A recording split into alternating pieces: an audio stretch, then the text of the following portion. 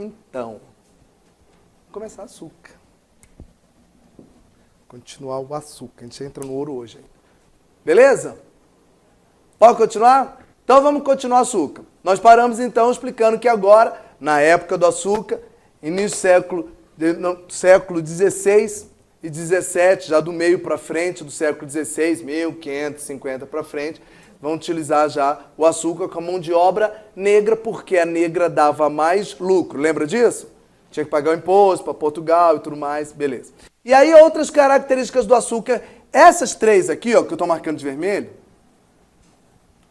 quem estava comigo na aula passada, essas três características, elas estavam escritas no esquema da aula passada, que era para eu ter falado e não deu tempo. Então vou continuar. Primeira coisa, gente, como é que era a sociedade açucareira? Seria muito interessante vocês guardarem essas coisas aqui, porque quando chegar na aula, se der hoje, ou então na que vem, quando eu estiver falando de ouro, aí aqui muda, vou falar como é que é a sociedade mineradora, aí já é diferente, tá? Então vamos lá, como é que é a sociedade açucareira? Primeira coisa, gente, sociedade patriarcal, ou seja, é o homem como centro da sociedade, é o senhor de engenho, que é o antigo, assim que começou o açúcar, o antigo donatário, lembra daquilo?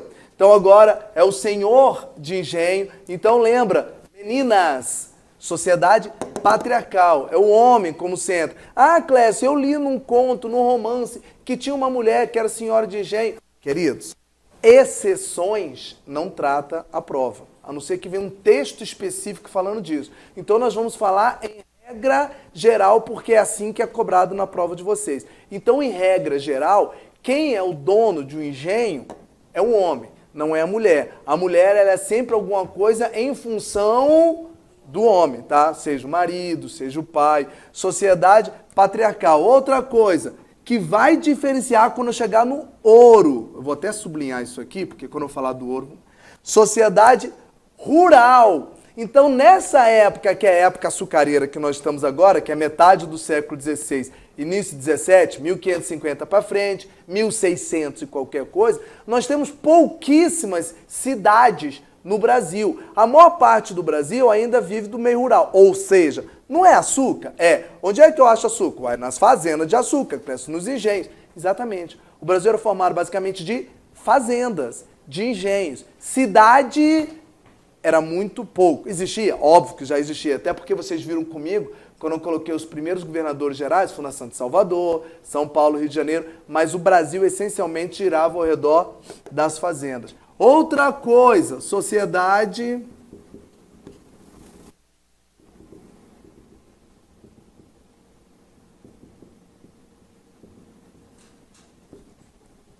sem mobilidade social. O que significa sem mobilidade social, galera? Fala aí. Não tem mudança de classe social.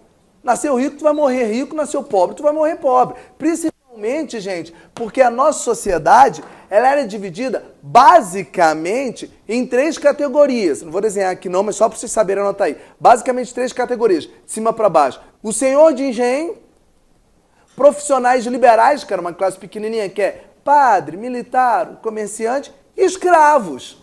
O principal da sociedade é senhor de engenho e escravo. Tanto é aquela clássica que os escravos são os pés e as mãos do senhor de engenho. Não muda a classe social. Eu sei que todo aluno, geralmente menina, que é mais romântica, e se um homem, senhor de engenho, se apaixonar por uma escrava? Não. Isso é romance, para você ler e se distrair.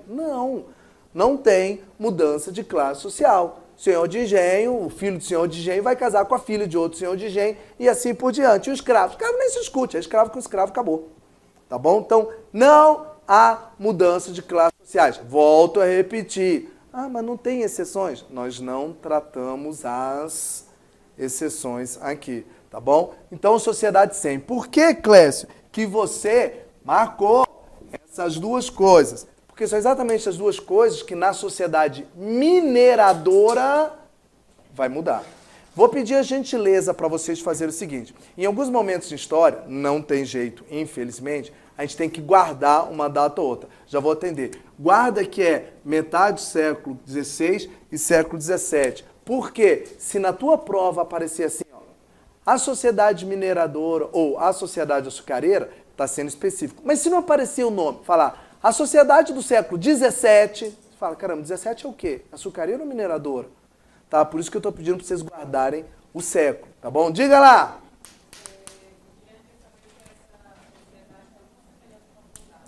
Guilherme, né? Guilherme, ou você viu de professor, ou você leu no livro, ou tu já foi meu aluno, caboclo. Por quê? Eu faço exatamente essa analogia. Eu não estou trabalhando com vocês porque o Rafael está onde aqui? Que assunto? História geral, vocês estão onde? Século XV e XVI. Século XV e XVI? Ah, então vocês já passaram a Idade Média. Pronto. Guilherme, olha só. Tenta fazer uma comparação assim que fica mais fácil. Brasil colonial, então vocês já passaram a Idade Média toda, né? Brasil colonial, na época do açúcar. O açúcar é semelhante à alta Idade Média.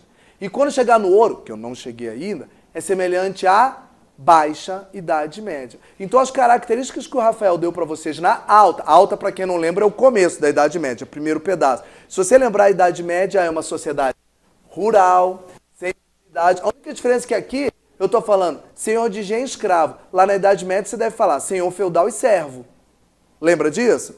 Mas é praticamente, Guilherme, a sua comparação está corretíssima. É bem semelhante só que você falou Idade Média, vou corrigir. O açúcar é semelhante à alta Idade Média. Você aprendeu na Idade Média, com o Rafael, que quando chega a baixa Idade Média, começa o comércio. E aí começam a mudar algumas coisas. A baixa seria correspondente ao nosso ouro, que eu ainda vou falar. Fala, querida. Diga. Se a mineradora é açucareira? Eu não entendi a pergunta. É o seguinte, mas vamos deixar claro. Sociedade açucareira é a sociedade que ocorreu no Brasil na metade do século, segunda metade do século XVI e século XVII. Ou seja, é a sociedade onde a cana-de-açúcar era o principal produto do Brasil. Ponto. Sociedade mineradora é a sociedade que vai surgir no Brasil no século XVIII. É onde a mineração vai ser a principal atividade econômica do Brasil, que eu não cheguei ainda. Então a açucareira vem antes, a mineradora vem depois. Assim como a alta Idade Média vem antes e a baixa Idade Média vem depois. Tá bom? Mineradora é uma coisa lá para frente. O quê? Ah, tá. Daqui da açucareira. Wellington, seguinte, as 3 classes sociais básicas, de cima para baixo, é senhor de engenho, eu estou falando da açucareira, tá? Senhor de engenho, que é o dono da fazenda, normal. Do meio, profissionais liberais seriam pequenos comerciantes, militares, religiosos, tá? E escravos. A galera que está aqui embaixo. Já vou te adiantar uma coisa, já que vocês estão perguntando tanto isso de sociedade, eu vou falar uma coisa que é do ouro, mas só para vocês entenderem. Senhor de engenho, profissionais liberais, seria uma espécie de classe média, e escravos. Quando chegar a mineradora, essa classe do meio, que é de profissionais liberais, é que vai aumentar, porque são os comerciantes. É igualzinho vai acontecer na baixa Idade Média. É a mesma coisa. Mas da açucareira, Wellington, só senhor de engenho, profissionais liberais e escravos. Das 3, as principais classes que provavelmente vão te perguntar na prova é o senhor de engenho e o escravo. Porque são as 2 classes essenciais que faz esse período aqui movimentar. Beleza? Sem o escravo você não tem, sem o senhor de engenho você não tem nada. Parte bonita, Holanda. Queridos, vamos lá. Lembra lá na aula da navegação, 3 países ficaram chateados com o Tratado de Tordesilhas entre Portugal e Espanha. Inglaterra, França e Holanda. Lembra disso, né? Dos 3, como é que funcionava? França, se eu não me engano, ficou se dedicando a invasões, sendo que as invasões da França ocorreram principalmente durante qual ciclo econômico? Durante o pau-brasil. Beleza? Inglaterra ficou se dedicando boa parte à pirataria. O que é pirataria? Saquear os produtos que estão saindo do Brasil no meio do caminho, no meio do mar. Holanda foi o único que eu não falei nada, porque a Holanda eu ia falar agora. O que a Holanda danadinha fez? Gente, a Holanda era um país esperto pra caramba. E era um país que já havia se dedicado, antes mesmo disso aqui do açúcar, a fazer transações comerciais pelo mar Mediterrâneo. Então a Holanda, ela fez um acordo com Portugal. Portugal, nossa metrópole. Qual o acordo que a Holanda fez com Portugal? Eu, Holanda, vou invadir o Brasil. Não. Vou roubar suas cargas. Não. Vamos fazer o seguinte, Holanda e Portugal, bora fazer um acordo? Bora. Qual é o acordo? Portugal, você vai explorar o açúcar do Brasil, comprando o açúcar, revendendo mais caro, normal. Eu, Holanda, vou fazer o que aqui no açúcar no Brasil? Basicamente essas coisas aqui, ó.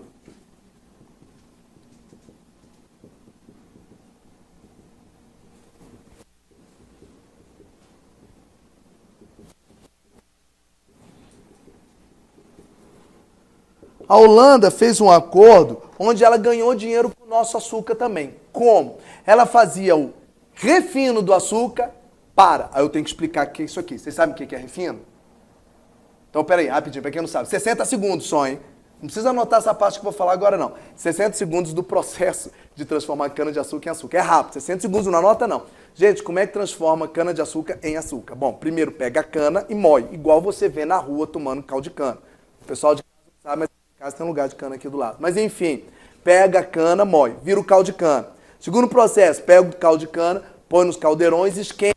Vai virar tipo um melaço, como se fosse um melado mesmo.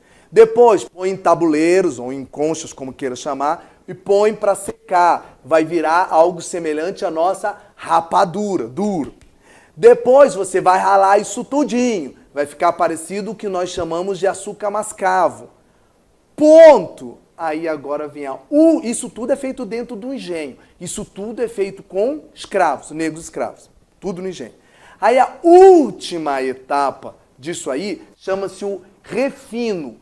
O que é refino? Refino é quando você pega esse açúcar marrom, que é o que seria hoje o nosso açúcar mascavo, é o último estágio que eu cheguei, e coloca um ácido, um produto químico, que vai fazer com que esse açúcar fique um pouco mais fino e mais branquiçado, branco. Essa parte do refino é a única parte que não era feita por escravos. Até porque essa parte, gente, você necessita de um conhecimento mínimo de química para poder fazer isso. Essa parte do refino, galera, ela era feita lá fora pela Holanda, por profissionais liberais, livres. A maioria das vezes o refino não era feito no Brasil, era feito fora. Só tinha um engenho ou outro que existia aqui o processo de refina, dentro de um lugar chamado Casa de Purgar. Mas era um ou outro. Na maioria das vezes, Portugal, com os negros escravos, ia até a parte do nosso açúcar mascavo. Então, qual é o papel da Holanda aqui? Fazer o refino do açúcar. O que é refino? É a última etapa do açúcar, onde você faz ele ficar mais fino. 2, fazer o transporte do açúcar. Peraí. Vinha navio holandês até aqui no Brasil, pegava os sacos de açúcar e levava para a Europa.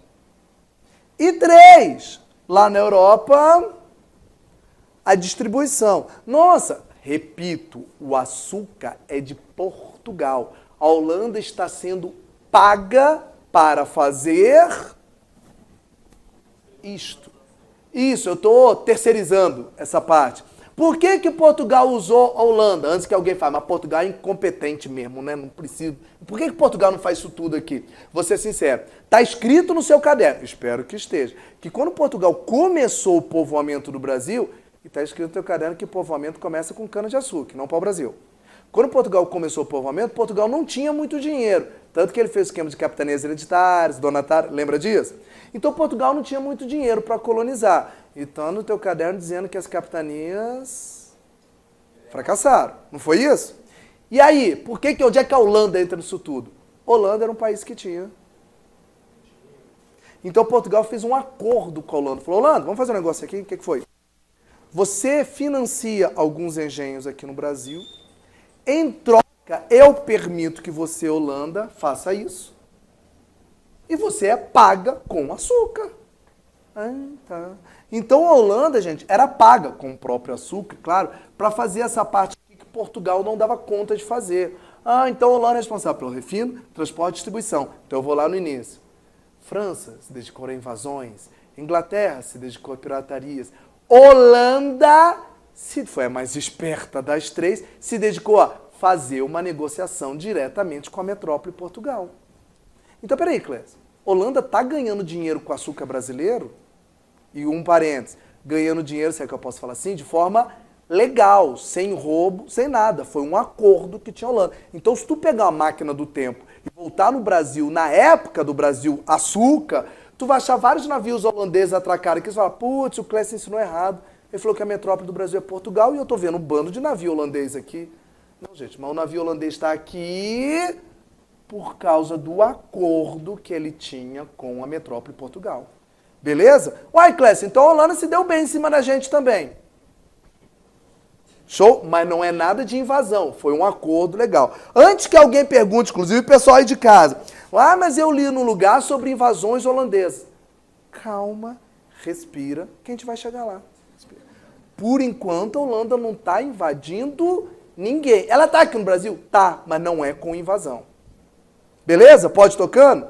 Jóia. Cadê? Perdi. Aqui, atividades complementares. Então vamos lá, gente. Principal atividade econômica do Brasil na segunda metade do século XVI e século XVII é o açúcar.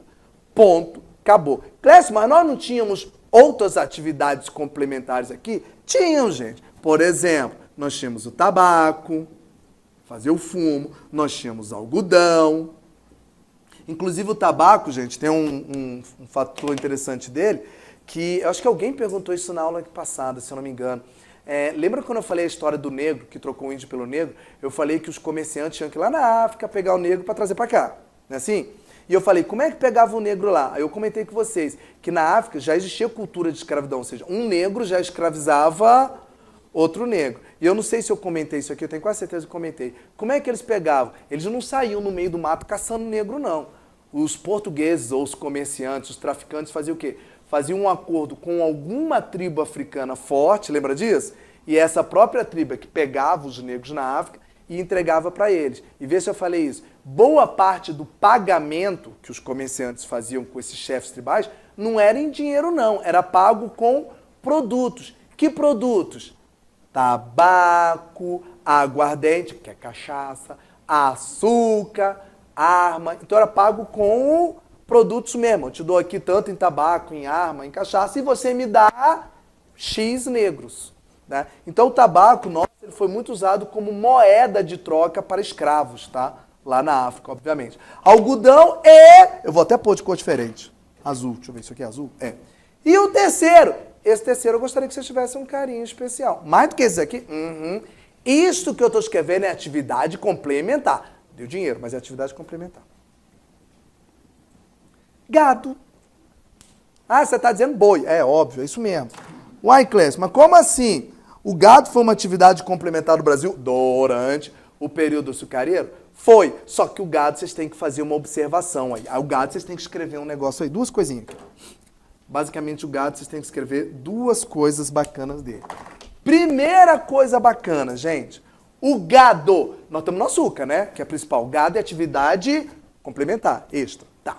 Primeira coisinha. Tipo de mão de obra usada predominantemente no gado. Falei. Aí é que começa. No gado é utilizado mão de obra, predominantemente, livre. Uai, Clécio, mas a gente está no meio da escravidão aqui. Já que está usando os negros para o açúcar, usa os negros para o gado. Queridos, quem aqui está assistindo em casa for de fazenda, como é que você cria gado? Não é livre? Solta os bois, depois você sobe no cavalo para pegar. Tá, tu vai pôr um escravo para cuidar disso aí. Tu vai falar, vai, negão, sobe no cavalo. O que ele vai fazer? Vai embora ele, o cavalo, e leva o gado junto. Não, gente, não dá. Então, peraí, primeira coisa, a mão de obra, a atividade econômica do gado não é feita com trabalho, é feita com trabalho livre. Muitas vezes, inclusive, eu vou usar um termo aqui entre aspas, vê se vocês entendem isso, índios domesticados. Clécio, parece bicho.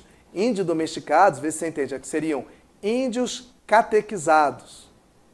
Entenderam o que eu quis dizer? Índios que já foram catequizados, ou seja, que são mais, abre aspas, civilizados, Você pega esses índios que já são naturais daqui, conhecem a região, para trabalhar. Aqui vão virar os boiadeiros e tudo mais, né? Então, a primeira coisinha, gado é utilizado mão de obra livre. Tá, até aí, normal. Fala, querido. Mas desse método de mão de obra livre, os índios já tinham domínio sobre os animais, por exemplo, domar... Tá, beleza. Ele está fazendo uma pergunta seguinte, se no índio, na cultura indígena, eu vou até arrumar mais sua pergunta, antes até dos portugueses chegarem, se os índios já tinham cultura de domesticação de animais. Não. Isso não tinha. Até porque o índio, como eu comentei aqui rapidinho, basicamente vivia de caça, pesca e coleta de frutos. Então, querido, animal aqui para comer é que não faltava. Eu não precisava criar. Tá? Isso aqui são os europeus que estão trazendo. E essa segunda coisa aqui é fundamental. Na aula de hoje, que é o segundo momento aqui com vocês, eu vou citar isso aqui de novo. Não é hoje ainda, hein? Gado é voltado para o... Travou aqui. O grandão. O que está escrito aí? Diferentemente do açúcar, o gado não é voltado para o mercado externo. Oxe, o gado é voltado para o mercado interno. Então traduz, classe, faça um português claro. O gado não é igual ao açúcar, que eu estou produzindo para vender para fora. Ué, por que não? Por uma questão OBVA. Como é que eu vou fazer? Tem freezer nessa época? Isopor? Não. Como é que eu vou levar esse boi lá para a Europa, gente? Eu não tenho como fatiar e levar ele para chegar tudo podre lá. Ué, leva o bicho vivo, vai morrer no meio do caminho. Então, gado não é mercado externo. Gado é voltado para o mercado interno. Ele é usado como força motriz, para mover moinho, essas coisas, ou mesmo para comer, para o arado, para arar a terra. Tá. E aí vem o principal. Como ele não é voltado para o mercado externo, como o gado é voltado para o mercado interno, o gado é uma atividade econômica que não dá lucro para Portugal. O que Portugal ganha com isto? Nada. Eu sou fazendeiro, desisti do açúcar, quero fazer uma fazenda só de gado. Beleza, vou vender esses gados para os outros fazendeiros, que eles vão precisar, seja para trabalhar, seja para comer. Eu, fazendeiro, vou até ganhar dinheiro. Tá. E Portugal está ganhando o que comigo? Eu não estou usando negro escravo, porque a mão de obra é livre. O meu boi não vai para fora. O que Portugal ganha comigo? Nada. Então, o governo Portugal malandrinho, o que fez? Proíbe a produção de gado? Não. Só que você tem um acordo. Vocês querem criar gado no Brasil? Beleza. Só que tem um combinado. Está proibido criar gado no litoral. Por que está proibido criar gado no litoral? Porque o litoral é para quê? Cana-de-açúcar. E eu não quero gado, já vou responder. Eu não quero gado, que é uma coisa que não me dá dinheiro, tomando o lugar do açúcar, que é uma coisa que me dá dinheiro. Então, quem quiser criar gado, pode, mas vai para o interior do Brasil. Então, você vai terminar, antes das perguntas, escreva aí, que o gado contribuiu para a interiorização do Brasil. Tinha um mínimo de X léguas, você não podia criar gado, porque está atrapalhando a plantação de cana-de-açúcar. Então, tinha fazendeiros de gado aqui no Brasil? Tinha. Era proibido? Não. Mas não vai atrapalhar açúcar. Vai para dentro, porque o açúcar é natural. Faz a pergunta. Gado ou açúcar? Uai, o açúcar, meu Deus do céu. Até porque, quem deu mais lugar do açúcar? Açúcar, claro. É só olhar para cá, ó. Cadê o vermelhinho? Olha o que está escrito aqui. Ah, a pergunta é entre esses aqui, qual que deu mais? Não, de tudo aqui, o que está dando mais dinheiro é o açúcar, uai. Indiscutivelmente. Por quê? Isso aqui é atividade complementar. Até porque isso aqui não dá dinheiro para Portugal, dá só interno. Esses aqui ainda vão para fora, algodão e tabaco. Mas até você que perguntou aqui dos três, o gado é mais negócio, querido. Até porque o gado tem um detalhezinho interessante. Quando você pegar a apostila aqui e for ler, ela está escrito isso aqui, ó. Para o açúcar, eu quero criar um engenho, uma fazenda de açúcar. Querido, você tem que ter inicialmente uma graninha, até eu construir fazenda, comprar muro de açúcar, comprar escravo, blá, blá, blá, blá. Para gado, você não precisa ter tanto dinheiro. O que você precisa fazer? Precisa ter terra e boi. E pega uma meia dúzia de peão aí para ajudar. Até porque gado não é um homem para cada boi, né, gente? Açúcar tem que colher um monte. Então isso aqui é um troço bacana, que dá mais dinheiro do que esses aqui, até porque o gado necessita de um recurso menor. Então o cara que veio para o Brasil e não tem muita grana para fazer um engenho, vai criar gado então. Gastar.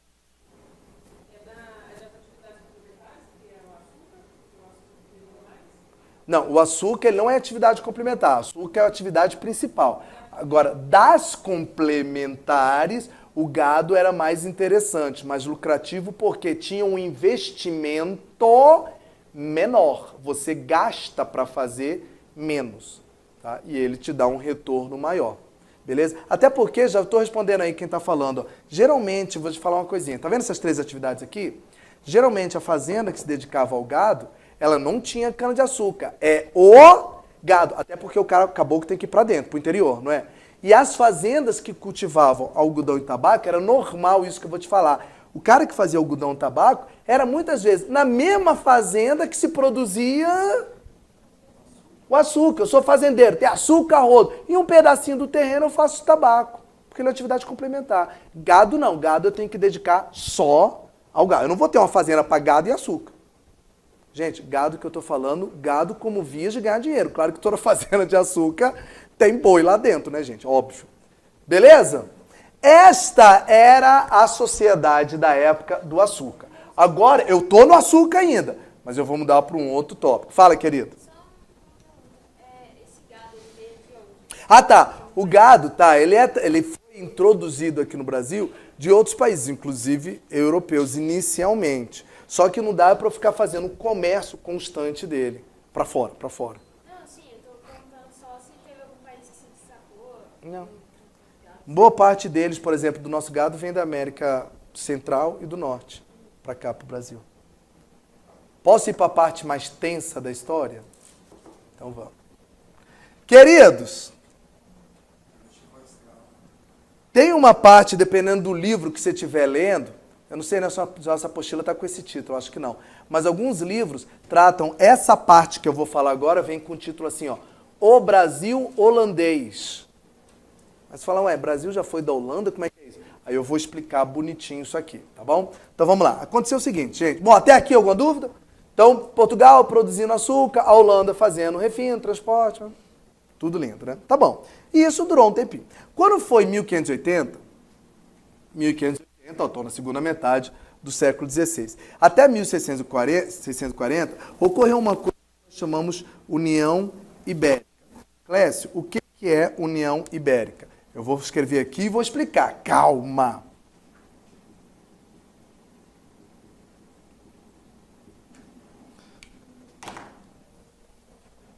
Gente, vim pegar água, não tinha. É o seguinte.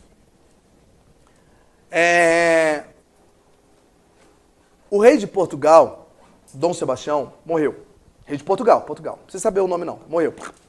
Morreu sem deixar herdeiros. Na verdade, ele nem morreu, né? Ele saiu para uma batalha e não voltou. Mas é porque Giro tem um folclorezinho, que é uma musiquinha que eu não lembro agora de cabeça, que o pessoal cantava falando que um dia o Dom Sebastião retornaria, né? Só se voltar na forma de petróleo. Mas olha só, voltando. Vamos ao que interessa. O rei de Portugal morreu. Tá. Sem deixar herdeiro.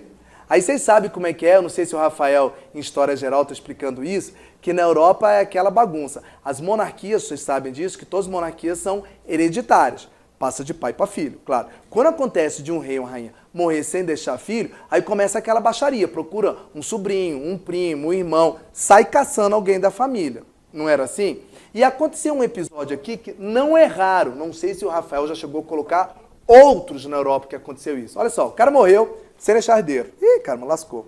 E o herdeiro mais próximo era o tio dele, que era um membro da Igreja Católica, ou seja, já velho. Além de ser velho, era um cara da Igreja Católica que não tem filho.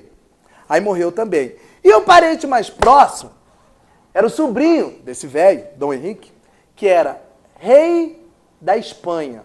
Entendi nada dessa bagunça. Então escreva assim que é mais fácil.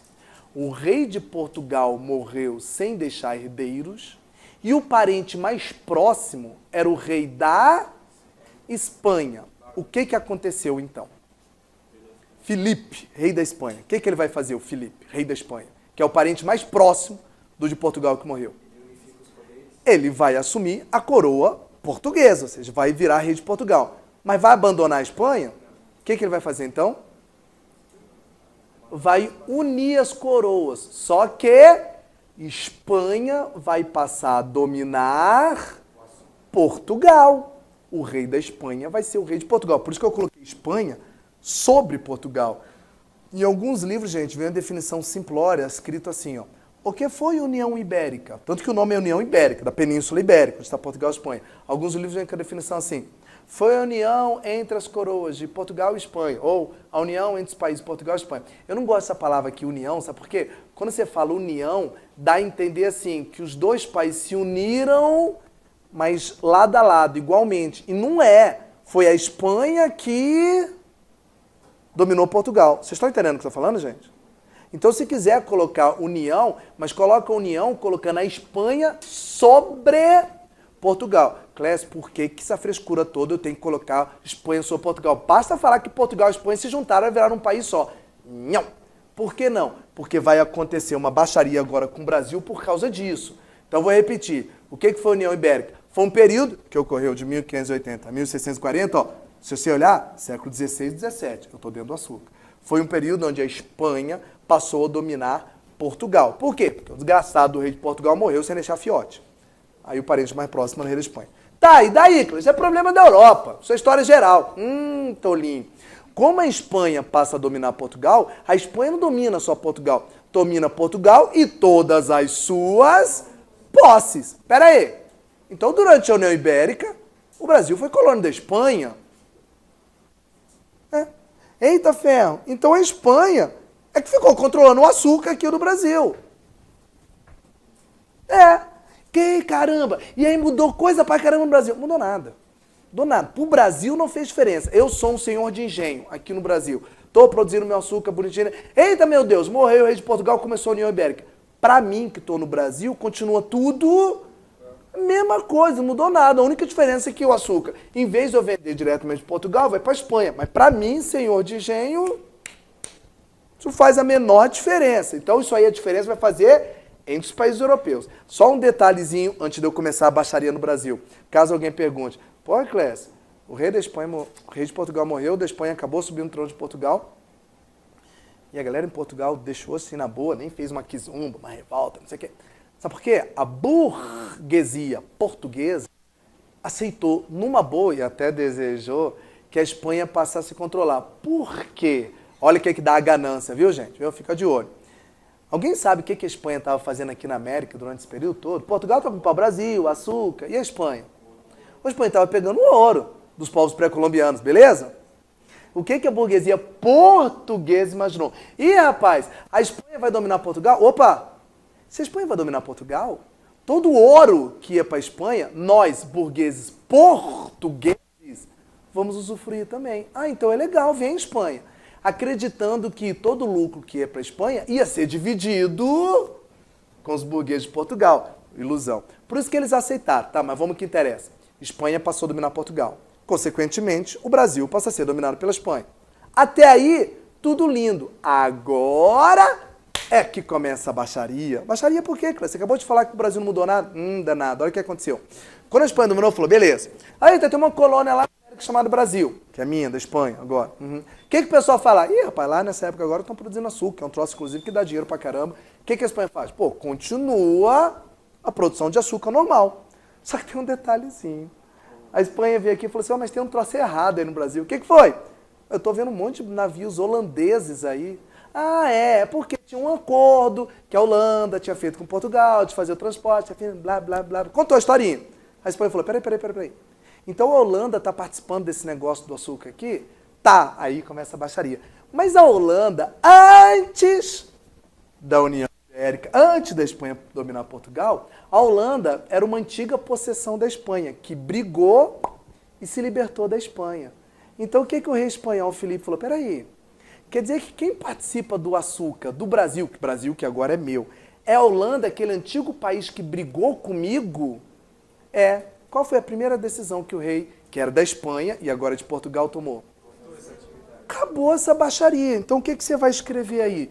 Que com a União Ibérica, querido, você vai colocar aqui A Holanda está fora do jogo. Ah, então durante a União Ibérica a Espanha proibiu a Holanda de continuar o comércio com açúcar, de refino, transporte, distribuição. Ué, Clécio, quem vai fazer? A Espanha falou, eu mesmo faço. O transporte. Holanda não pode, porque a Holanda é uma antiga inimiga da Espanha. Agora é que vem o que vocês leram no livro. A Holanda faz o quê? Vai para casa chorando? Pô, a bichinha já estava ganhando uma grana preta com açúcar. Foi expulsa daqui. Que proibida? Expulsa não, foi proibida de continuar o comércio. O que a Holanda resolve fazer? O trivial. O que é o trivial, gente? Vamos invadir. Ah, agora que é a invasão. Em 1624, a Holanda tenta invadir o Brasil nessa região aqui, ó. Que lugar é esse aqui?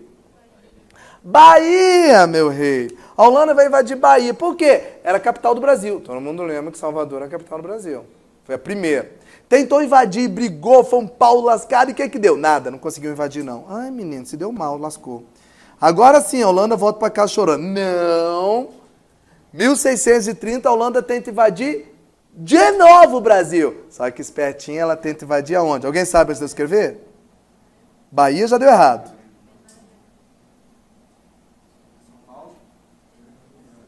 PE é o que, gente? Pernambuco! Eu falei na aula passada, quando eu dei capitanias hereditárias, vamos ver se vocês guardaram. Qual foram as duas capitanias que deram certo? Pernambuco e São Vicente. E eu não fiquei com a brincadeira falando com o pessoal de casa se tinha alguém de Pernambuco aí, porque eu falei, Pernambuco eu vou falar várias vezes aqui na sala. E vou. Até no Brasil Império eu vou estar falando de Pernambuco ainda. Um dos lugares que a Holanda tenta invadir é Pernambuco. Por que Pernambuco, senhora?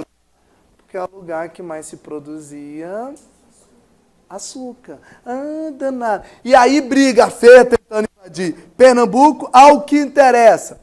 Depois da ajuda, Domingos Fernandes, Calabar, o que acontece? Consegue invadir. Eita, a Holanda invade Pernambuco? Invade. Ah, então consegue, com a ajuda inclusive de alguns nativos aqui, consegue invadir Pernambuco? Consegue. E a Holanda passa a dominar o Brasil. Não, passa a dominar Pernambuco, somente, em 1630. E aqui começa, esse nome aqui seria prudente guardar, inicia-se o governo lá em Pernambuco de um holandês chamado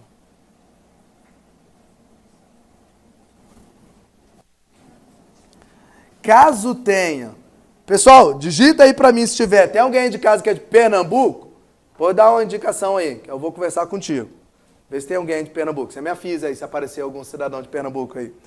Maurício de Nassau. Quem é esse caboclo aqui, Clécio? Maurício de Nassau é um holandês. Viu? Não. Pra lá. Maurício de Nassau é um holandês que veio para o Brasil para governar Pernambuco. E fica durante um bom tempo, aproximadamente de 1930 até 44. Nassau fica governando Pernambuco. Só que você vai escrever isso aqui, ó. Eu vou até pôr aqui, ó. Clécio, o que quer dizer essa setinha para cima com um símbolo econômico?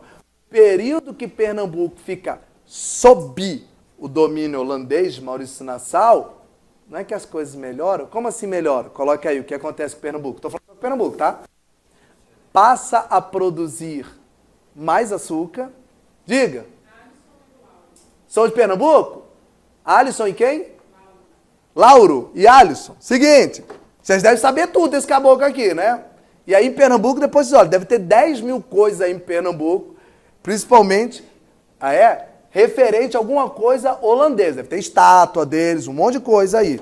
Por quê? Olha o que Maurício Nassau fez. Inclusive, vocês estiveram nessa cidade que eu vou falar agora. Foi Maurício Nassau que aumentou a produção de açúcar. Só isso? Não. Isso aí não é meu não, né? Meu Deus do céu.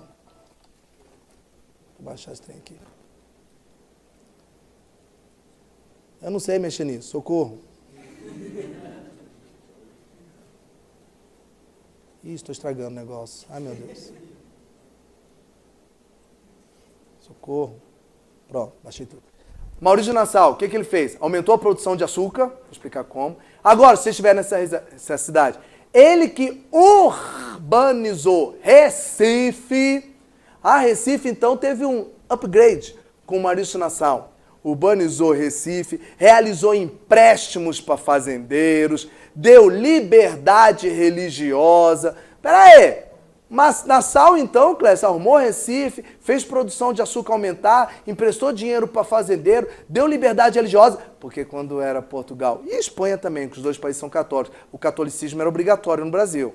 Você não podia ter outra religião. Peraí, Maurício Nassau liberou agora. Lá em Pernambuco pode ter outra religião. Recife está mais urbanizado. E olha que eu estou no período de açúcar, que era uma sociedade majoritariamente rural. Mas a cidade de Recife deu uma levantada. Os fazendeiros de açúcar lá de Pernambuco, que não tinha muito grana, Nassau deu dinheiro para eles. Para quê? Eles produzirem mais açúcar. Agora, posso contar um segredinho aqui de Nassau? Você fala, caramba, esse Nassau é o cara, meu pessoal de Pernambuco deve amar. Porque a vida lá ficou melhor do que estava antes. Agora, deixa eu falar uma coisinha aqui. Primeira coisa, por que esse cara deu liberdade religiosa? Ah, porque ele era uma pessoa de mente aberta, Clécio. Não. É bem, as coisas não acontecem tão assim, não. A gente sempre tem um interesse. Nassau é malandro. O que ele queria? Ele queria trazer para o Brasil judeus. Por quê? Ele era judeu? Não. Porque judeus tinham muito dinheiro. E ele queria trazer esses judeus no Brasil para investir no Brasil. Mas não podia. Por que não podia? Porque o catolicismo era imposto aqui. A não ser que a religião fosse livre. Ah, então ele deu liberdade religiosa. Pode vir protestante e tudo mais. Mas o intuito dele era trazer os judeus. Judeus esses que vieram, que financiaram vários engenhos e que por isso a produção de açúcar aumentou. Antes que alguém aqui na sala pergunte, inclusive os 2 ou 3 que são de Pernambuco aí, pergunte assim, uai, porque é natural essa pergunta, tá? Se o Brasil todo fosse governado pela Holanda, a gente estaria bem melhor. Clécio, só Pernambuco ficou melhor. Gente, Maurício Nassau está fazendo isso tudo por um objetivo simples. Porque isso dá mais dinheiro, mais lucro. É questão simples. Não, eu estou fazendo porque eu me apaixonei por uma brasileira. Não. Eu estou fazendo isso porque isso dá dinheiro. Mas é fato, que a gente não vai discutir na prova de vocês sentimento, que é fato. Pernambuco melhorou sob a administração de Maurício Nassau? Melhorou. Aí vem uma pergunta clássica que todo mundo faz. Eu já sei, Clécio, que no finalzinho aqui, quem já leu o livro, já estudou essa matéria, vai rolar um quebra-pau para expulsar os holandeses daqui. Mas se você está falando que está melhor com eles, para que você quer expulsar? Danado. Olha o que acontece. Vamos lá. Gente, se você olhar para a data aqui em cima, a União Ibérica termina em 1640. Tá? Como é que ela acaba? Eu vou citar, eu não vou explicar. Ô, Clécio, que judiação, porque a explicação eu vou dar na aula do ouro. Relaxa. A União Ibérica, ela termina em 1640 porque Inglaterra ajuda Portugal a se libertar da Espanha. Por que a Inglaterra ajuda? Não interessa, isso é na aula de ouro, eu vou falar. Calma, vocês vão ter explicação. O fato é que em 1640 a União Ibérica acaba, ou seja, Portugal não fica mais sendo dominado pela Espanha, ou seja, o Brasil volta a ser colônia de Portugal normal. Isso em 1640, não é? Só que uma curiosidade, eu falei rápido, não sei se alguém percebeu. Nassau, ele fica em Pernambuco até 44. Aí você fala, uai, peraí. Então tem uns 4 anos aí que o Brasil já era de Portugal, mas o Pernambuco continuava sendo da Holanda, não é? Tanto que em 1643, Portugal faz a malandragem. 43, é um ano antes do término do governo de Nassau. Ó, se você olhar 43, acabou a União Ibérica. Então, 43, o Brasil todo já é de Portugal, certo? Menos Pernambuco, que é da Holanda. O que o rei de Portugal malandro percebeu? Putz, a Holanda domina Pernambuco. E Pernambuco produz bastante açúcar. Portugal sugeriu... Falou, Holanda, você está dominando Pernambuco, né? Lembra aquele nosso acordo antigo que a gente tinha de transporte, refino? Pois é, mas agora você está dominando Pernambuco toda, a produção de açúcar é tua. O que você acha de você, Holanda, comprar Pernambuco? Portugal sugeriu de vender Pernambuco para Holanda. Você compra e continua com Pernambuco, fazendo o que você quer, o que você está fazendo, mas paga por ele. O que a Holanda respondeu? Compro ou não compro? Portugal quis vender Pernambuco. O que a Holanda respondeu? Comprar não. Por que não? Porque Pernambuco já é meu. Para que eu vou comprar uma coisa que é minha? Ah, mas você invadiu. Mas já é meu. Por que eu vou comprar uma coisa que é minha? Aí é que começa a complicação. Em 1644, não precisa pôr esse ano não, mas só para você saber, Maurício de Nassau sai do Brasil porque ele tem um desentendimento com o rei holandês. Eles têm uma briga, o rei holandês tira o Nassau daqui, manda inclusive para a África, põe um outro holandês que começa a explorar muito mais Pernambuco. Acaba com os empréstimos, cobra as dívidas do senhor de engenho, passa a ter uma exploração maior. Aí, o que você tem que anotar é só isso. Com a saída de Nassau, a vida em Pernambuco começa a ficar mais rígida, difícil. É nesse momento que os pernambucanos iniciam um processo de quê? De expulsar os holandeses daqui. Ah, então quando eles pensam em expulsar, Nassau não estava mais aqui. Não. É onde ocorre a guerra. Finaliza aqui em 1654. Oi?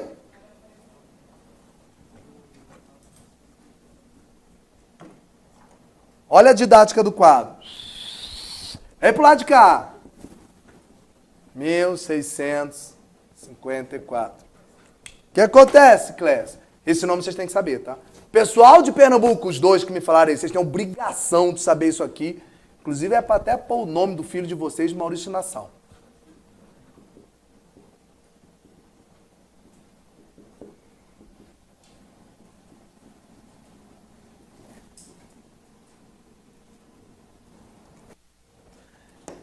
Insurreição pernambucana. Alguém pode traduzir para mim o que significa a expressão insurreição pernambucana? O que é insurreição? É se libertar, gente. De Pernambuco se libertando. Então, insurreição pernambucana, põe, é uma guerra onde Pernambuco vai expulsar os holandeses do Brasil. Ah, a insurreição pernambucana são os pernambucanos expulsando os holandeses. Só que agora tem um barato. Os pernambucanos com auxílio de Portugal. Porque o Brasil já era de Portugal, não era, gente? Não tinha voltado já de Portugal? Então, a insurreição pernambucana foi quando os pernambucanos, com a ajuda inclusive do exército português, vão expulsar os holandeses do Brasil. E, inclusive, anota uma coisa aí no caderno, todo mundo. Por quê? Porque vocês estão fazendo prova para uma instituição militar. Então tem que saber isso que eu vou falar agora. Na insurreição pernambucana tem inclusive uma batalha chamada Batalha de Guararapes, que é uma batalha onde a gente vence, consegue dar uns tapas nos holandeses. O exército considera essa Batalha de Guararapes, que está dentro da insurreição pernambucana, como origem da formação do exército brasileiro. Oxi! Então o pessoal fala que o exército brasileiro começou agora, com a insurreição pernambucana. Por quê, Clésio? Porque foi a primeira vez na história do Brasil onde as três etnias se uniram em prol do mesmo objetivo. Quais são as três etnias que formam o povo brasileiro? Índio, negros, os brancos, que são os próprios portugueses. Os brancos, os negros escravos e os índios se uniram em prol do mesmo objetivo. Qual o objetivo? Expulsar os holandeses do Brasil. Então é aí que se formou o exército brasileiro, porque pela primeira vez os nativos aqui, os índios, os negros que vieram da África, mas já estão aqui, e os brasileiros, que são descendentes dos portugueses, se juntaram com o mesmo objetivo que é expulsar os holandeses. Então foi a primeira guerra, primeira batalha, onde as três etnias estavam juntas fazendo a mesma coisa, que é expulsar os holandeses. Por isso que alegam que oficialmente o exército brasileiro nasceu aqui. E aí vem a parte triste da história. Sempre tem que ter uma parte triste para ter emoção, né?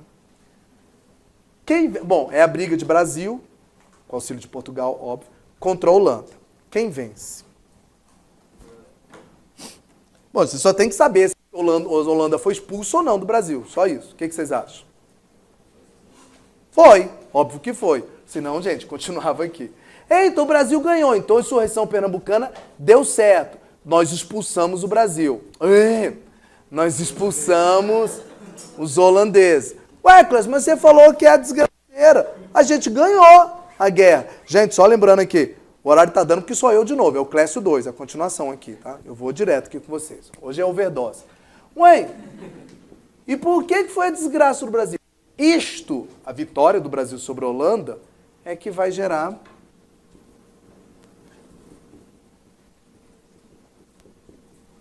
Uai, crise do açúcar, Clécio, a gente ganhou. Crise de quê? Danado. Nós conseguimos expulsar os holandeses com muita dificuldade, conseguimos com a ajuda de Portugal, inclusive teve ajuda inglesa também, mas não vamos falar dela agora não. Conseguimos expulsar, os negros se uniram aos índios, se uniram os portugueses expulsaram. E por que isso foi a crise? Pelo seguinte, a Holanda foi expulsa. E o que a Holanda fez? Levou mudas de cana e foi plantar nas Antilhas. Essa é a sacanagem. A Holanda foi para casa chorando. Não! Gente, a Holanda está aqui no Brasil um tempão, já fazendo o comércio, o transporte e o refino. E durante o período da União Ibérica, que ela invadiu lá Pernambuco a partir de 1630, a Holanda estava fazendo a própria produção de açúcar. Então, tudo que tinha para aprender sobre o açúcar, a Holanda, ela sabia fazer o processo do açúcar todo, sabia fazer o refino, ela sabia fazer tudo. Quando a Holanda foi expulsa do Brasil, o que a Holanda fez? Saiu do Brasil, a Holanda vai para as Antilhas. Clécio, Antilhas são umas ilhas aqui da América Central, não é? É. Foi para as Antilhas fazer o quê? Plantar cana-de-açúcar, porque ela levou, como você falou, meu jovem, as mudas de cana-de-açúcar do Brasil. Foi para as Antilhas, para um lugar que tinha um solo e um clima semelhante ao nosso Nordeste, e cultivou cana-de-açúcar lá, passou a produzir cana-de-açúcar nas Antilhas. Aí você diz, tá, é esse é o problema da Holanda, o que tem ela produzir açúcar? Faz o que ela quiser. O problema, querido, é que a Holanda começou a fazer um açúcar nas Antilhas que era mais barato e de melhor qualidade que o nosso. Aí, devido a esta palavrinha,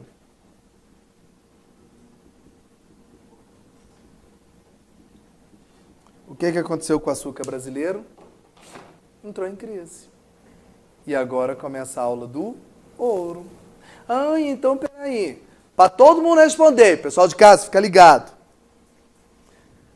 Por que o pau-brasil entrou em crise?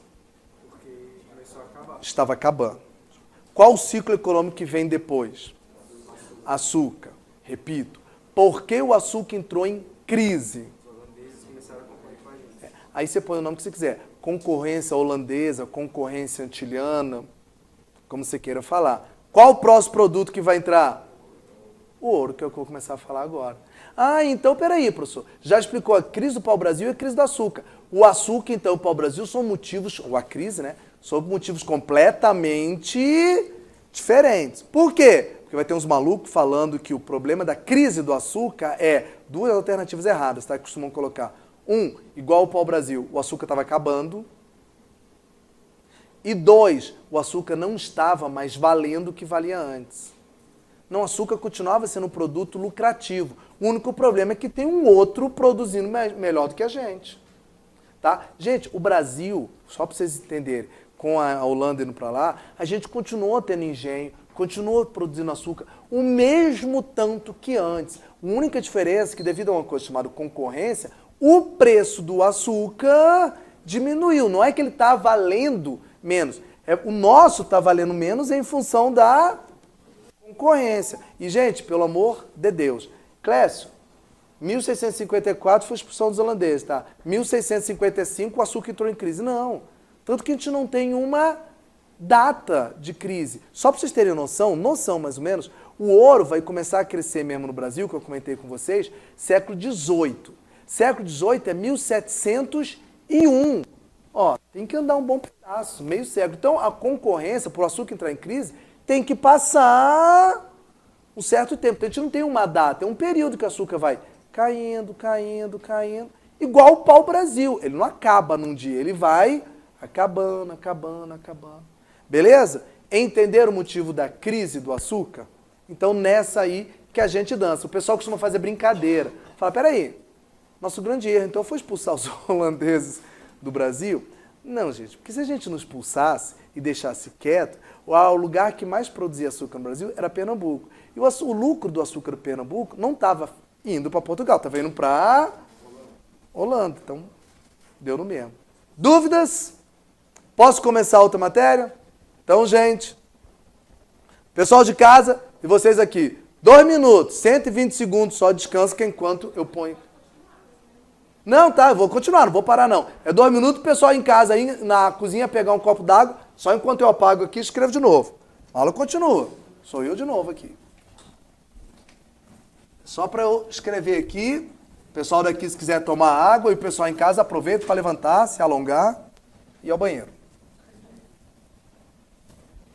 2 minutos, 120 segundos.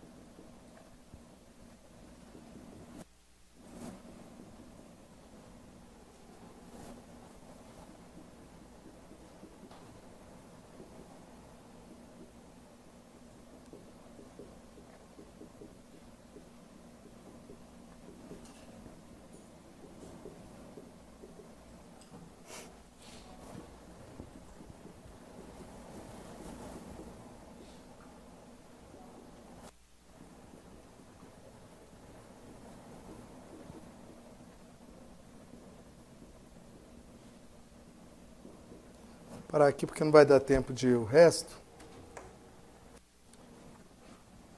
Cadê a tampa disso aqui, gente?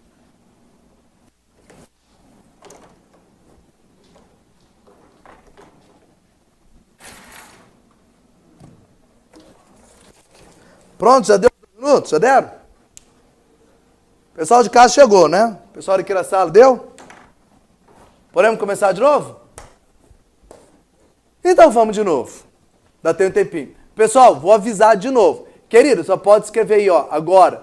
Essa aula agora inicia-se o período do ouro, que a gente vai ficar um pouquinho na aula que vem. Ah, deixa eu fazer um negócio antes de começar o ouro. Dá tempo. Dá tempo. Colocar as questões, né? Já que o açúcar acabou, não é? Foi esse combinado?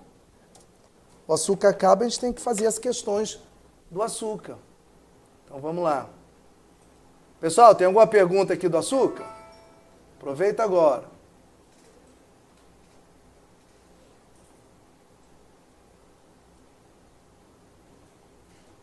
Aqui, colocar as perguntas.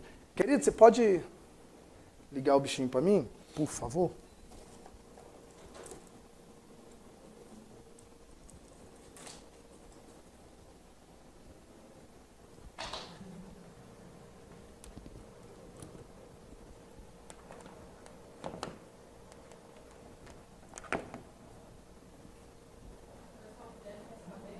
Ah.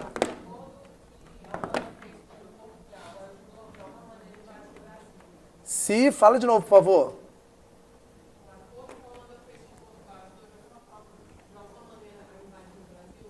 Sim.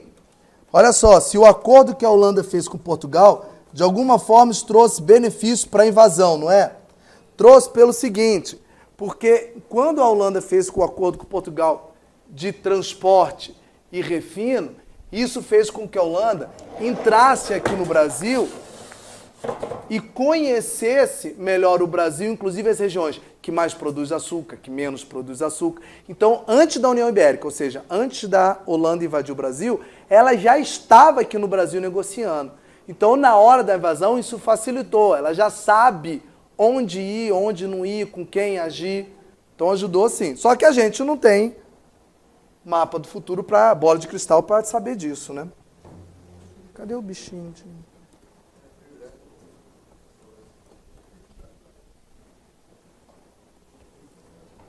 Mas vamos ver se dá certo aí.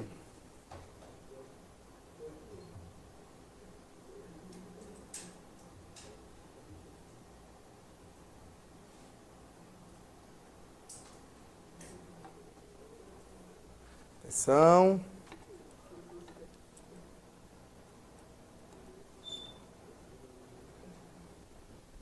Foi. Deixa eu só arrumar aqui. Pessoal de casa, dá para ver aqui. Ah, não dá para ver ainda. Calma, agora sim.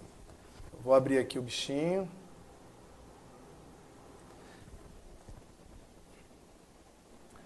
Aqui, gente, tem algumas questões do pau-brasil que eu não coloquei antes. Por quê? Porque ela vem junto com o açúcar. Eu precisava do açúcar todo, tá bom? Só um parênteses. Vocês sabem que a prova de vocês que é história geral e história do Brasil. Antes que alguém pergunte, pô, Clécio, tem só isso? Porque boa parte das questões de história de vocês, inclusive uma parte até maior, é de história geral, tá? Então vamos lá, eu vou lendo com vocês a pergunta, tá? 2011. Durante o período colonial, pausa, você já falou, período colonial, época de pau-brasil, açúcar, ouro? Não falou e nem dá data. Período colonial. O Brasil sofreu diversas invasões estrangeiras. Nessas invasões, lê aí e fala a letra. Pessoal em casa digita a letra.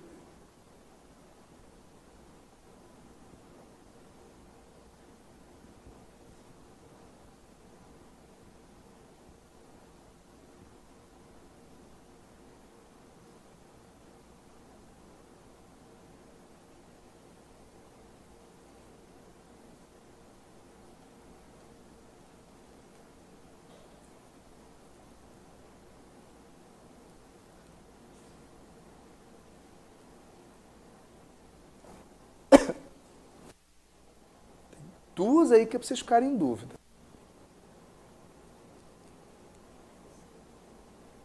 Aí grita pronto quando tiver terminado.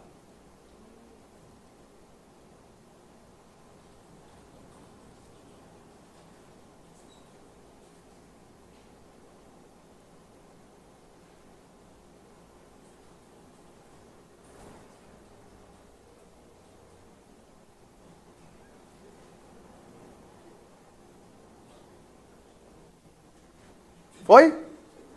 Letra. Aí em casa falou C, né? E aqui? C e... Só para dar polêmica. Dado? C e D? Beleza. Algumas aqui são toscas, então vamos lá. Ninguém quis A, não. A tem uma bestinha. Ah, bom. Nessas invasões... Cadê? Nessas invasões, a francesa... Porra, na Baía de Guanabara, Rio de Janeiro... Resultou na criação de uma colônia França-Antártica. Até aqui... a França invadiu, lá o Rio de Janeiro, fundou a França Antártica.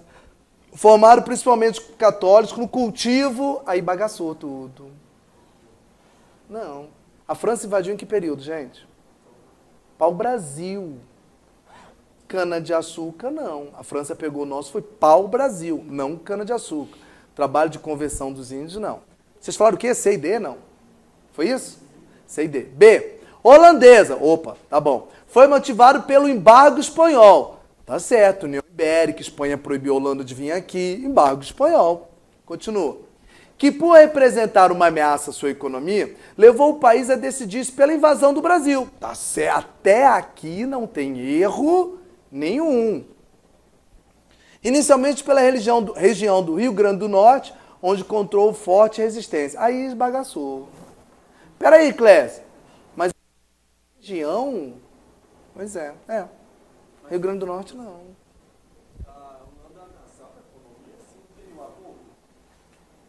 Cadê? Não! Embargo espanhol durante a União Ibérica, quando a Espanha proibiu a Holanda de continuar fazendo. Aí isso ameaçou a economia dela, da Holanda. Porque ela vai ficar sem o dinheiro do açúcar. Pula C e pula D. Aí ninguém quis, não? Eu achei interessante, gente. Ninguém quis, não? Embora a resistência luso-brasileira em Pernambuco contasse com a vantagem do fator surpresa e melhor conhecimento do terreno, os holandeses acabaram por conquistar o Nordeste, onde se estenderam desde o Maranhão até a Bahia. Mas pegou tudo. Não? Última chance. Seu D. Fala sem medo, gente. Que é hora de errar, de falar toda loucura. E vou explicar por quê, qual é o problema. Uai, cadê a seta? Ah, tá aqui. Uai, qual é o problema da D? Eu falei rapidinho, que eu sabia que tinha uma questão e eu não posso entregar para vocês. A resistência luso-brasileira, sempre que aparecer luso é Portugal, tá?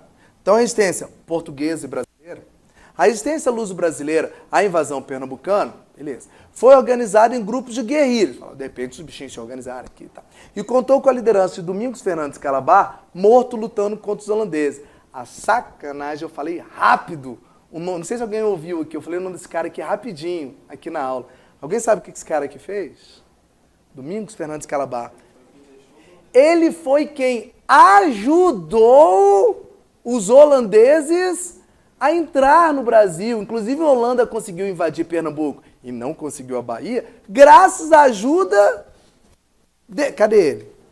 Dele, Domingos Fernandes Calabar, um nativo aqui, que ajudou os holandeses. Inclusive, é uma discussão histórica. Eu vou falar rapidinho, porque não é motivo da prova de vocês. O pessoal costuma atribuir a Domingos Fernandes Calabar o título de o traidor do Brasil. Ele traiu porque ajudou os holandeses a invadirem. Graças a ele, os holandeses conseguiram invadir. Aí a pergunta que a gente fala é, Domingos Fernandes Calabar traiu. Traiu quem? Traiu o Brasil. O Brasil não era independente. O Brasil era de Portugal. Então ele traiu Portugal. Ele não é português. Ele traiu quem? O que o Fernando Calabar fez é o seguinte, Holanda, Pernambuco, saiu da mão de um e foi para a mão de outro. O que mudou? Agora, a holandesa em Pernambuco foi favorecida pelo constante reforço da Holanda, dos chamados cristãos novos. A Holanda, na Saulo, tinha dado o quê antes, hein? Liberdade religiosa. Na região, por estarem seus soldados mais bem armados e mais experientes. É isso mesmo. A Holanda tinha uma experiência maior que a nossa, tanto que quando ele entra aqui, ele já vai dar essa liberdade, inclusive para esses cristãos novos que já estavam aqui fazendo auxílio nos engenhos aqui. Querido, eu não lembro agora, alguém aí de casa fez uma pergunta para mim, assim, se o acordo que a Holanda tinha com Portugal antes, isso favoreceu, alguma coisa assim, a invasão, né? Favoreceu porque, essa é a resposta, porque inclusive quando a Holanda veio invadir o Brasil mesmo, invasão mesmo, já existia alguns holandeses aqui dentro, fruto daquele acordo que tinha antigo com Portugal. Então deu certinho, invadiu. O pessoal em casa pelo menos colocou isso certo. E a segunda, 2014, eu vou ler lá em cima que está pequenininho, tá? Os primeiros 30 anos da história do Brasil são conhecidos como período pré-colonial, 30 anos.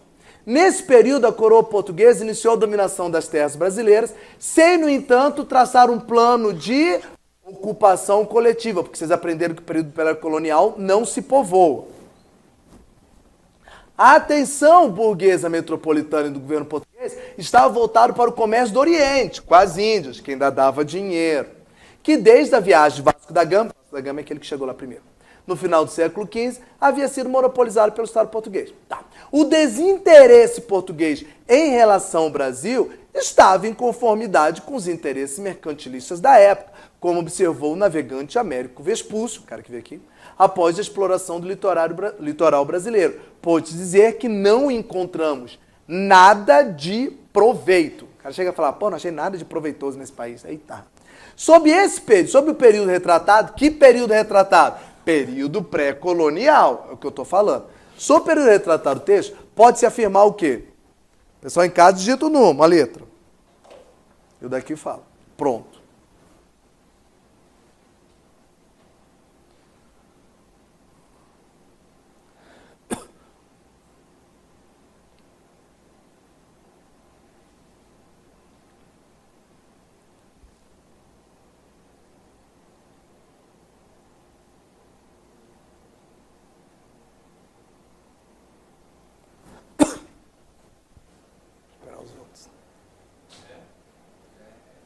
Já foi? Aí em casa digitou alguma coisa ou não? Qual que é, turma? É e só é.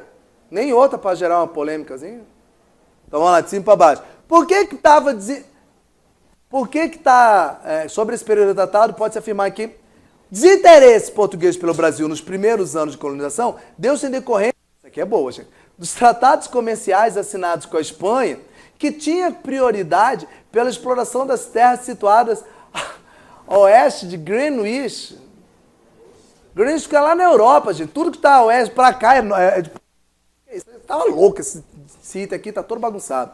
O que tinha na época lá era o tratado, nós tínhamos o de Tordesilhas, feito em 1494, mas que não tem nada a ver com desinteresse. Maior distância marítima. Era a maior desvantagem brasileira em relação ao comércio com as Índias. Espera aí, ele está desinteressado pela gente porque o comércio com as Índias é muito longe. Mas aí era para ele estar interessado na gente, né? C. Desinteresse português pode ser melhor explicado pela resistência oferecida pelos indígenas que dificultava o desembarque e o reconhecimento das novas terras. Vocês viram comigo que o primeiro português foi o quê? Pacífico. Na verdade, os portugueses o índio do que o contrário. Fecharam na mesmo? D. A abertura de um novo mercado do Sul, que é aqui, ampliava as possibilidades de lucro da burguesia metropolitana portuguesa no período pré-colonial. Certo? Ah, moleque. Relativo descaso português pelo Brasil nos primeiros 30 anos de história, explica-se pela aparente inexistência de artigos ou produtos que atendessem aos interesses daqueles que patrocinavam as expedições. Clécio, traduz isso aqui. Não tem nada que dê muito dinheiro no Brasil inicialmente. É isso que ele está dizendo. Ah, Clécio, mas falou de forma mais enrolada. Mas é isso que ele está falando. Complicado. Gente, o meu medo na prova de vocês, por isso que no final do curso eu peço, pelo amor de Deus, desista não. Já que você está pagando, querido, fica aqui até o final do curso. Final do curso eu faço uma revisão show de bola. Por quê? Se você olhar para essas questões, tirando uma ou outra detalhada, você olha isso aqui e você fala, deve estar pensando, ah, Clécio, com isso aí eu passo. Óbvio, não é difícil. A minha dúvida é, lá em outubro, você está lembrando disso? Só essa. Que você sabe o assunto, eu sei que sabe. A minha dúvida é se lá tu vai estar lembrando. O que é período pré-colonial? Eu já vou estar falando em José Sarney. Você fala, pré-colonial, nem sei o que é isso. Por isso que no final do curso eu dou uma revisão show de bola para vocês. Tá bom, gente? Então, por favor, não desanima não. Mas só 2 de açúcar? Pois é, volta para cá. Oi. Você pode dar o bichinho para mim? Sobe danado.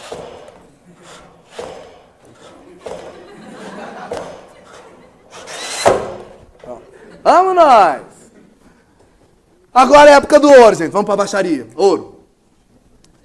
Primeira coisa, o açúcar entrou em crise, pelos motivos que você já sabe. Concorrência, açúcar holandês, tá?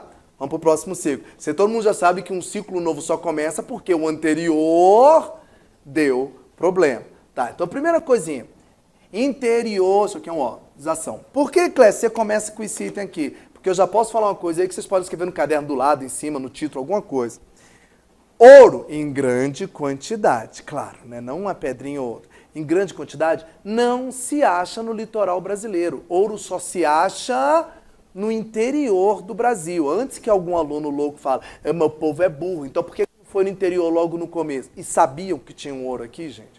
Ué, tá, Clécio, mas passou, pô, o açúcar você diz que vai até o final do século XVII, 1690 e tanto. Por que alguém não foi para o interior? Gente, eventualmente tinha uma expedição ou outra que ia. Mas por que não se embreou um grande grupo? Resposta simples. Porque o açúcar dava dinheiro. Enquanto dá dinheiro, tu vai mudar para quê?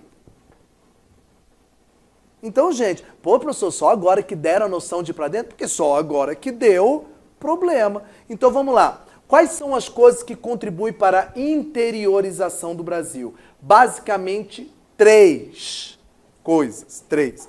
Uma eu já falei. Vou escrever aqui. As outras 2 que são novidades. Então, vou desenhar aqui, ó, de novo. Ó.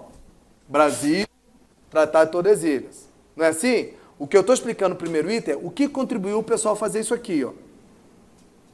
O que contribuiu? Os brasileiros, que eram os descendentes já dos portugueses, ultrapassar o Tratado de Tordesilhas, ou vir cada vez mais para o interior. O que contribuiu a galera vir para o interior foram 3 motivos, que ocorreram concomitantemente. Um, eu já falei. O que é? Não. O gado. Vocês não escreverem que o gado, se quiser cultivar, o rei falou, tem que ir para o interior, porque o gado não era mercado interno, não dá lucro para Portugal. Lembra disso? E eu não quero o gado concorrendo com açúcar. Então, primeira coisinha, gado. Inclusive, querido, muitos que vêm para o gado aqui, que vêm para o interior, começam a ser formados fazendas de gado. Isso aí, geografia ensina melhor. As margens do Rio São Francisco todinho, que é chamado curral, né? Porque as margens do rio que vão se formando fazenda. Inclusive, se tiver alguém aí de casa do Piauí, você anuncia aí. Piauí é isso aqui, ó. Então, se você pegar o mapa do Brasil e pegar o mapa do Piauí, Piauí tem um litoral relativamente pequenininho, mas o estado cresce para dentro. Mas por que para dentro? Tá? Então, 3 coisas que contribuíram para a galera vir para cá. Gado, que eu já expliquei. Outra coisa, isso aqui vai acontecer ao mesmo tempo, tá, gente? Assim, ó, acontece esse, acaba, vem esse, acaba... Não, isso aqui está acontecendo tudo ao mesmo tempo. Jesuítas. Oxe, o jesuíta contribuiu para o pessoal cada vez mais para o interior. Por quê? Vamos lá. O Rafael já chegou em Reforma Protestante com vocês? Já passou? Reforma Protestante era a mesma época de navegação, absolutismo, renascimento. Vai chegar, tá. Na Reforma Protestante, vocês vão estudar com o Rafael, vai ter a reação da Igreja Católica chamada Contra-Reforma. E eles criam no Concílio de Trento uma organização chamada Companhia de Jesus, cujo objetivo é levar o catolicismo para povos que ainda não conhecem. Esses missionários católicos da Companhia de Jesus são chamados de jesuíta. Então, o que é jesuíta? É um missionário católico, cuja função dele é levar o catolicismo para quem não conhece. No nosso caso, sua história do Brasil, é para levar o catolicismo para os índios. Tá, e o que isso tem a ver com interiorização? Amados, o jesuíta que está aqui no Brasil é por causa do índio. Onde é que, já nessa época aqui, do século XVII, entrando no XVIII, onde é que eu vou achar índio? Os índios que estavam no litoral ou morreram, ou todos eles fugiram para dentro. Então, queridos, se tu quiser achar uma aldeia de índio, tu tem que fazer um troço. O quê? Cada vez mais se embrenhar para dentro. Então os jesuítas acabam contribuindo com isso, porque ao procurar os índios, os jesuítas cada vez vêm andando mais para o interior do Brasil. Tá? Gado, jesuíta e esse eu vou pôr de azul, porque é o principal. Tu vai pôr um destaque nesse aqui no teu caderno. Porque é esse que vai fazer a ligação do açúcar com o ouro.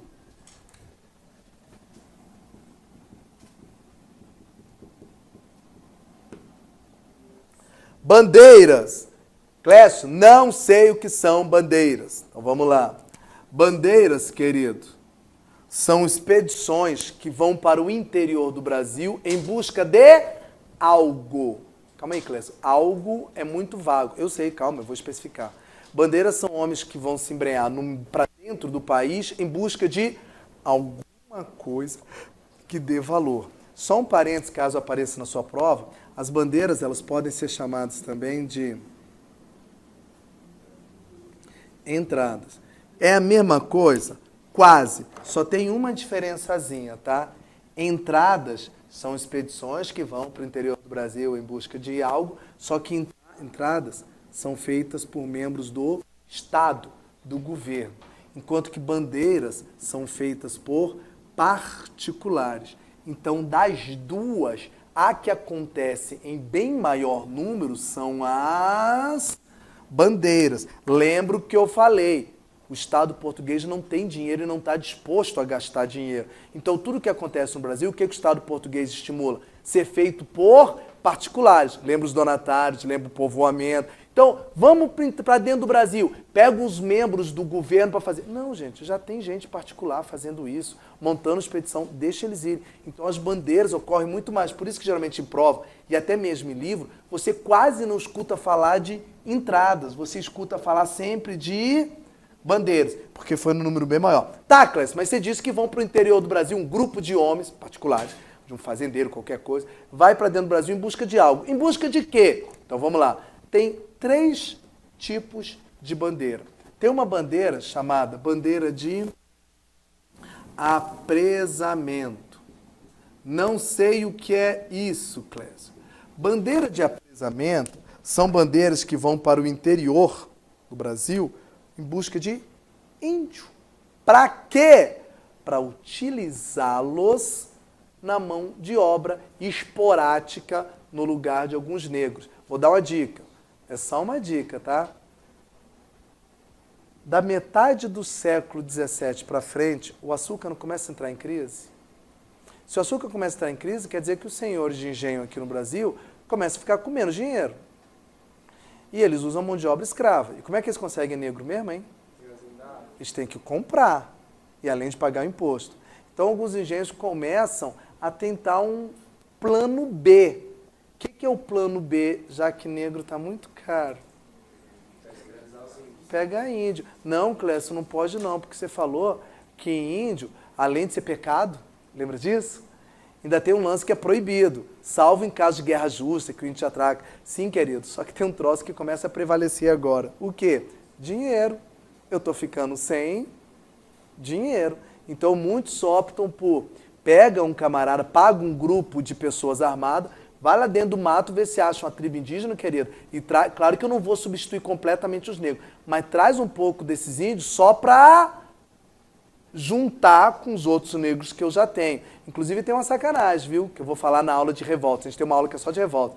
Os bandeirantes de apresamento para pegar índio, eles faziam um troço que é maldoso. O que é, Clécio?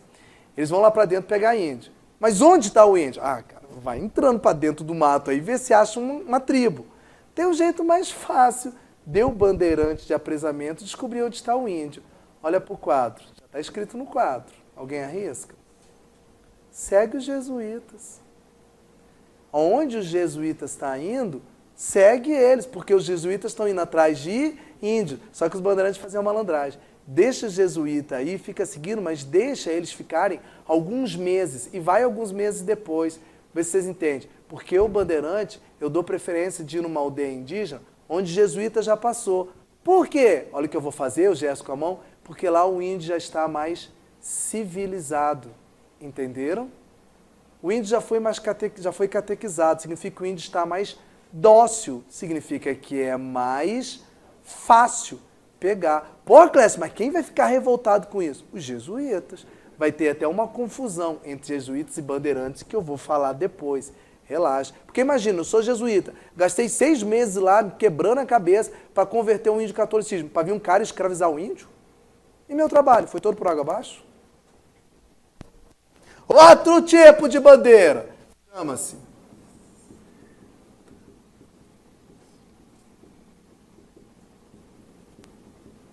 sertanismo de contrato. O que é isso, Clécio? São bandeiras, homens treinados, armados, que vão para o interior do Brasil para pegar o quê? Negro.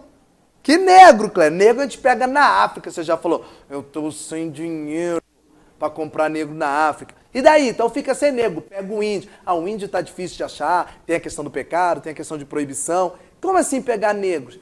Negros fugitivos.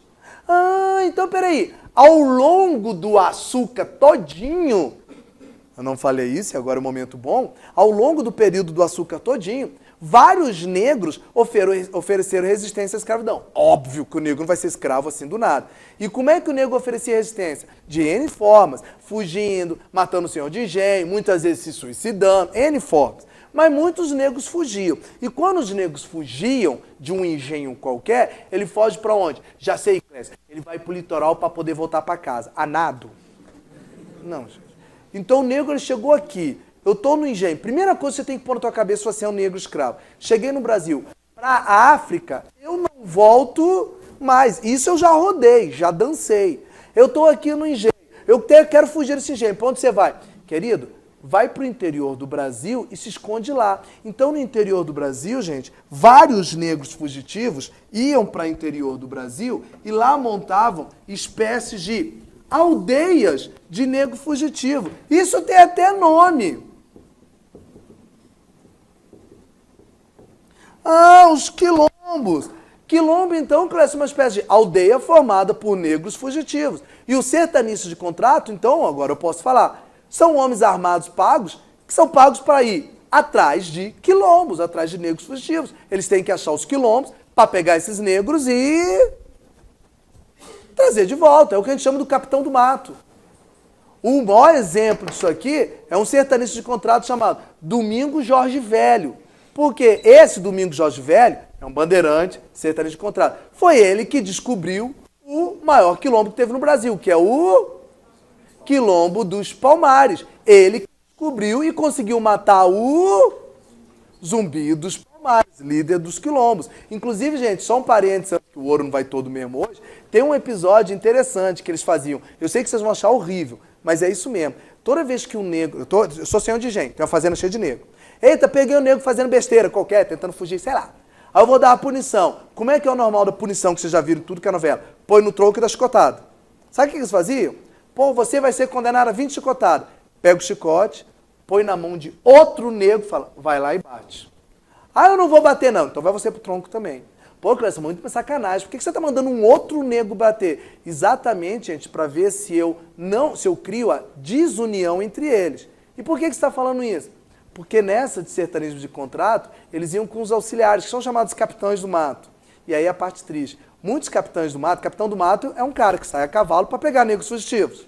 Muitos capitães do mato eram negros. Entendi. É um negro que eu posso ter pego, alforriei, não sei o que é isso, Clécio. Dei a liberdade, pago um salário e olha, tu vai ficar aqui na fazenda para me ajudar a cuidar dos outros negros. Antes que qualquer pessoa aí em casa ou aqui, revolucionário, fale, não, se eu fosse um negro, jamais trairia um irmão de cor. Gente, na hora do vamos ver, querido, não sei se tem muito isso não. Então, eu usava isso mesmo, então não estranhe, tá? Se vocês estiverem lendo livro de história e achar lá, Capitão do Mato, geralmente é uma pinturazinha, tá? E você é a pintura de um negro em cima do cavalo pegando outro negro. Você fala, ih, tá errado. Não, tinha isso mesmo, tá? Mas... o que você vai tomar mais cuidado, que vai de azul, são as chamadas bandeiras de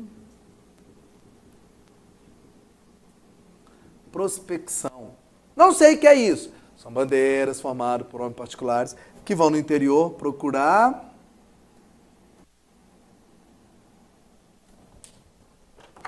ouro, metais preciosos. Ah, tá. Então, peraí.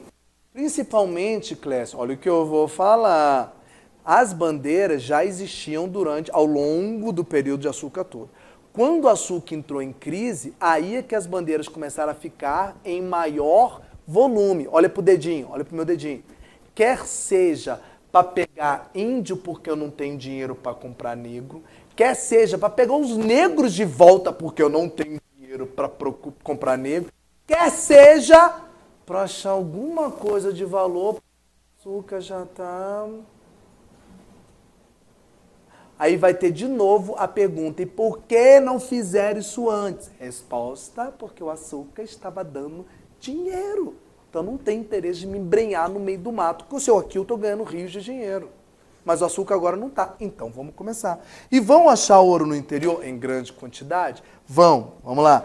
Que local, Clécio? Numa região que atualmente é o estado de Minas Gerais, que inclusive ganha esse nome por Minas, as minas de ouro. Mina é menina não, gente. Mina de ouro. Gerais, tá? Que existiam várias. Joia, Clécio. E aí vão achar ouro, vão. E agora começa o ciclo do ouro. Como é que começa? Eita, meu pai, eu tenho alguns minutos aqui. Olha pra mim um instantinho. Tá vendo os anos aqui, ó? 1700. Isso aqui já é século XVIII. Beleza? Lembra que eu falei ouro, século XVIII, eu comecei. Em 1718, eu tenho que contar esse fato aqui, ó, vou sublinhar ele todo. Clécio, a sua aula é de História do Brasil, não é? É. Peraí, ainda falta... Nossa aula é 6h15 que acaba, não é? Ainda tem tempo. Esse aqui é o único item que não é de História do Brasil, mas eu tenho que explicar. Fala, minha querida.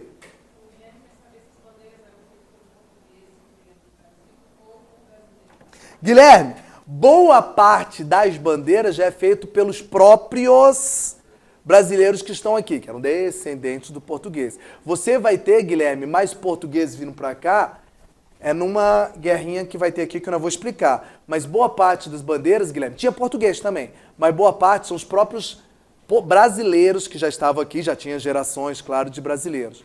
Tá bom? Eles mesmo estão, até porque, Guilherme, muitas bandeiras são, digamos assim, como eu disse, patrocinadas por particulares. Muitas delas são feitas até pelos senhores de engenho. Eles pagam um grupo para ir lá dentro pegar índio, negro, aí depende, cada caso é um caso.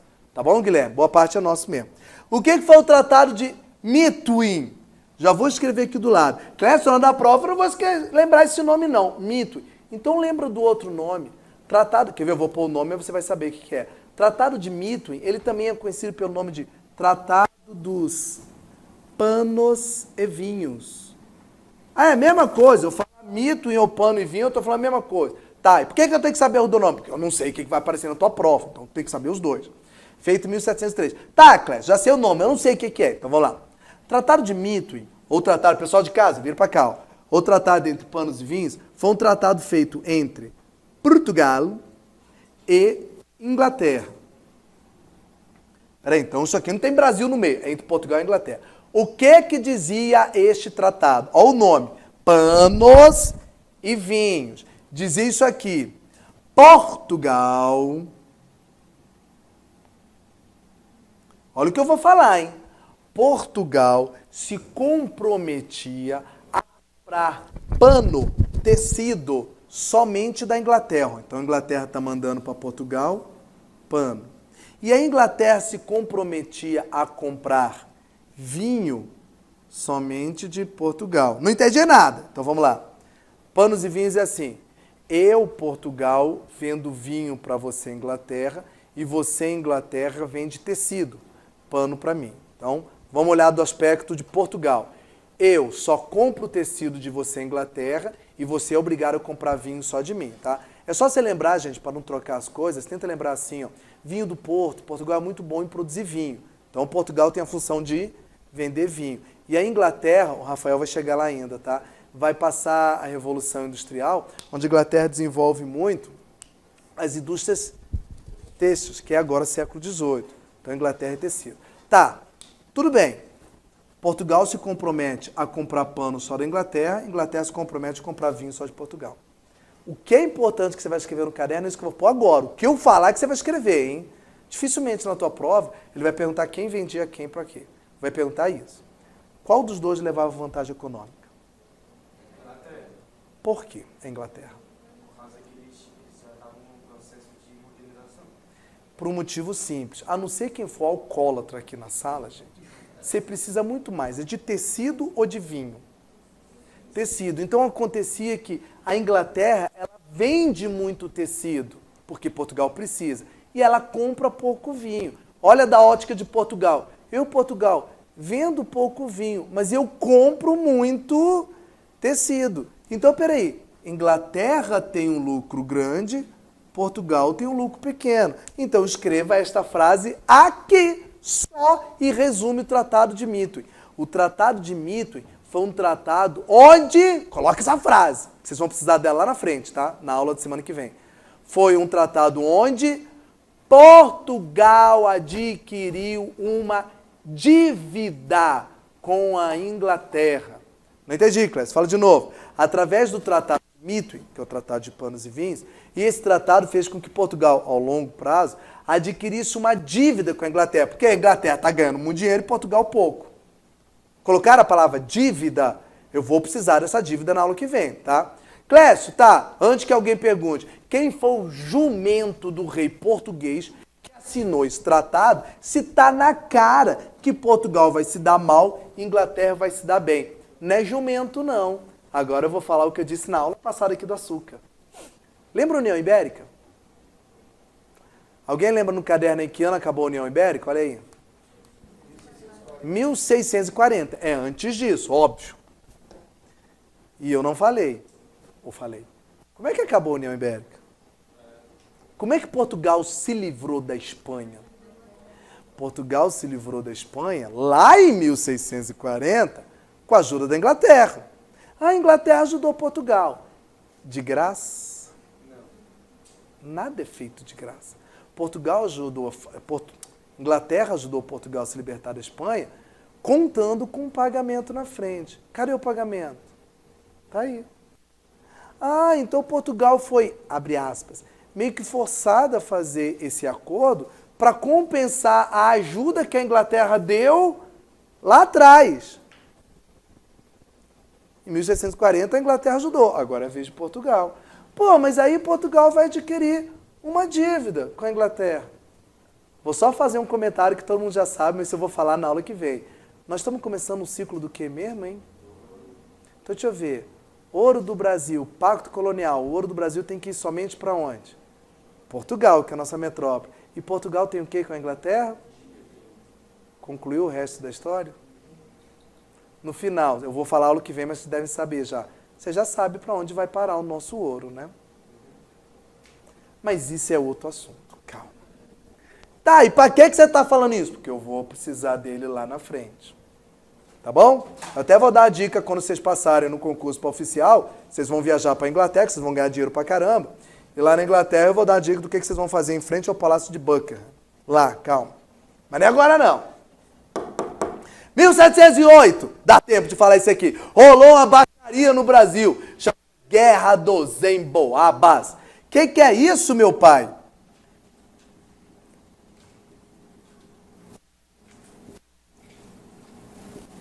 Seguinte, acharam ouro em grande quantidade na atual região de Minas Gerais. Eita, que lindo, achamos umas minas de ouro, isso é lindo.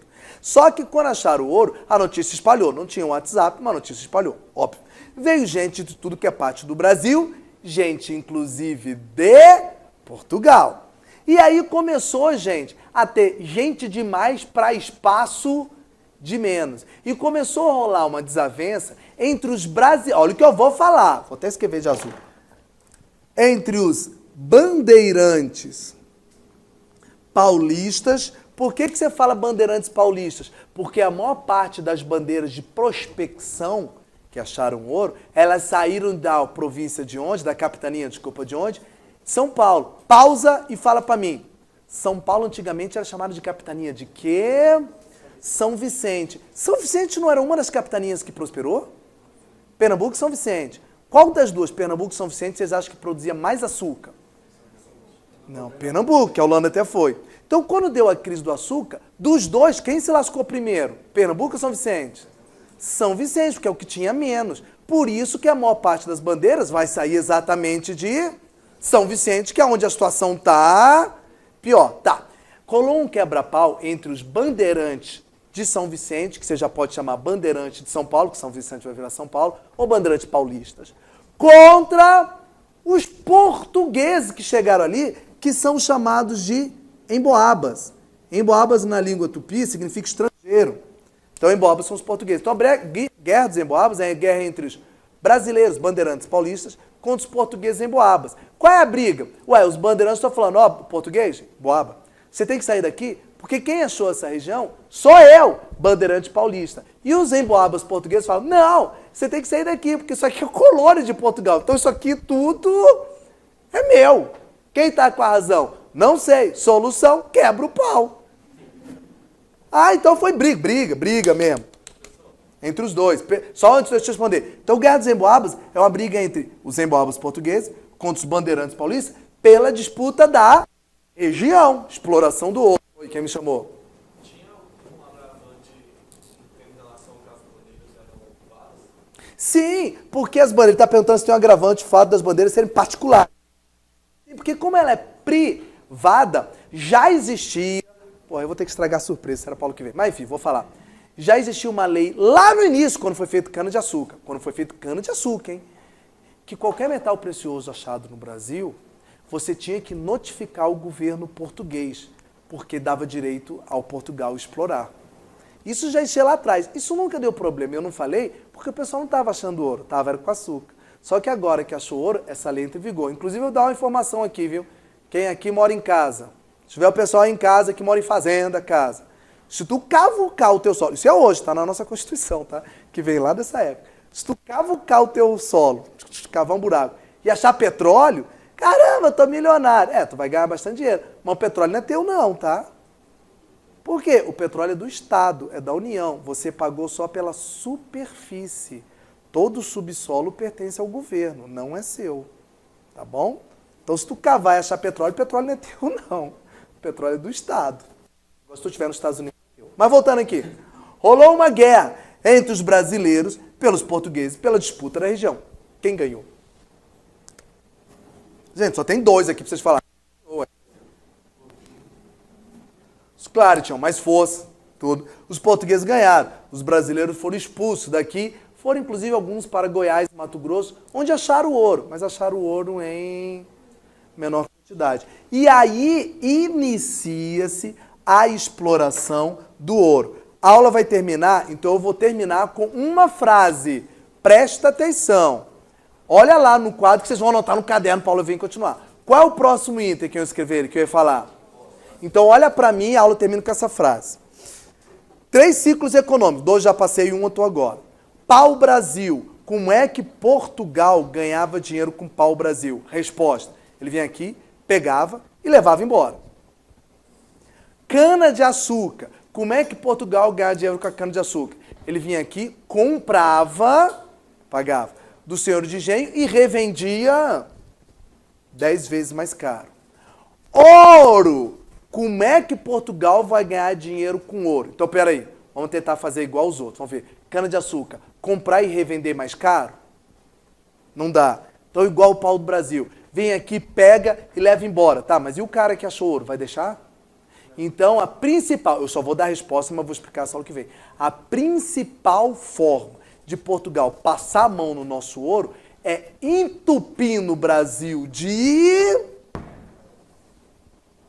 impostos. Aula que vem eu começo a falar dos impostos. Amados, foi um prazer, obrigado pela overdose de história hoje. E a gente continua na próxima aula, gente. Um grande abraço, com Deus.